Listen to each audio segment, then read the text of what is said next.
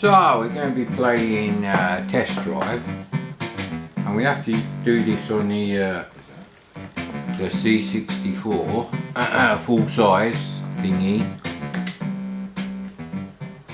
Luckily it's joystick port 2, because it won't work with the ST to AC unless I buy something like an Epix fast load cartridge. Now the reason I wanted to try this is because I noticed the Amiga version was faster than Test Drive 2. I quite like this music actually. I quite like the SIG instruments on that. Where's the BHP?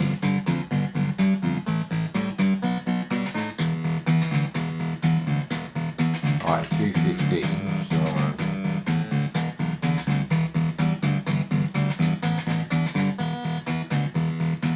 420, bloody hell.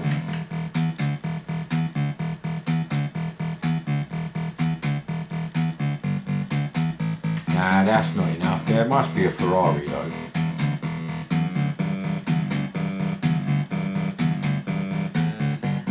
Yeah, well, I think I'll go with the old Don Johnson mobile, thank you.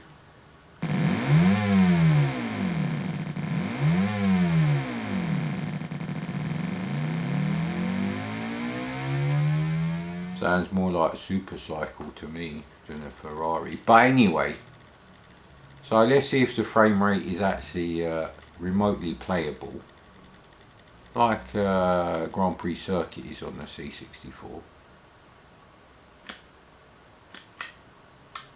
Is it still loading? I don't know what it's doing now. There was some disk access there.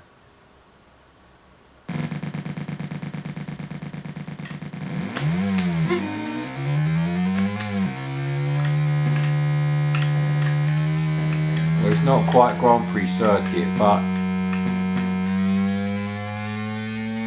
because the controller input is tied to the screen update routine and no faster.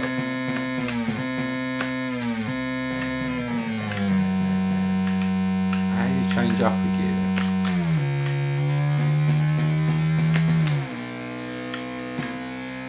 We'll stay in 5th gear. So it's more playable than Test Drive 2. I hope I haven't deleted that video. I don't want to play that shit again.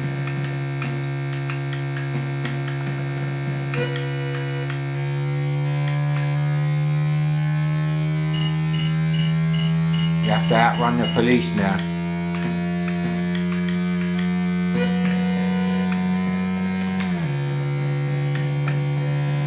It's probably quite a dangerous place to be outrunning the police.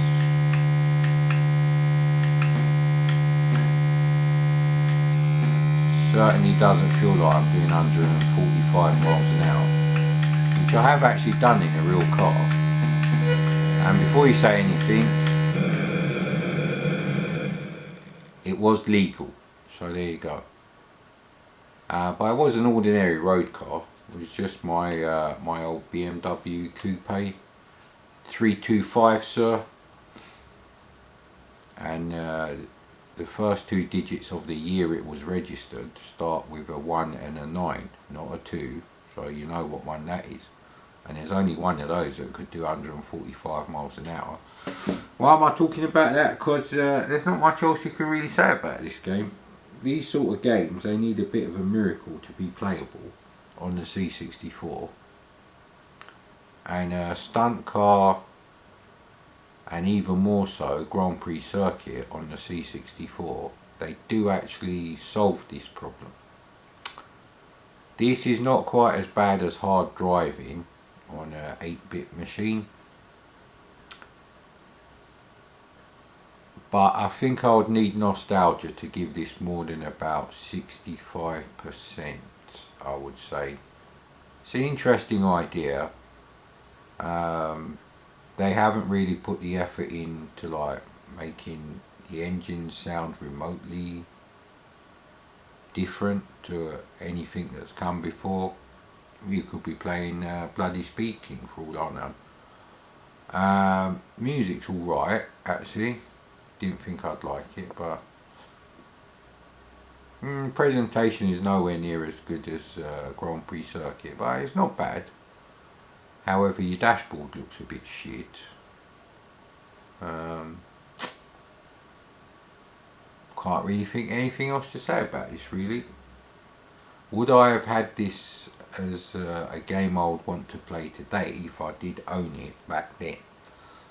That is an interesting question. And you know what, I might. But this is quite a late game, so I'll probably be like, motherfucker, why I gotta play this on the C64 when I could be playing it on the Amiga?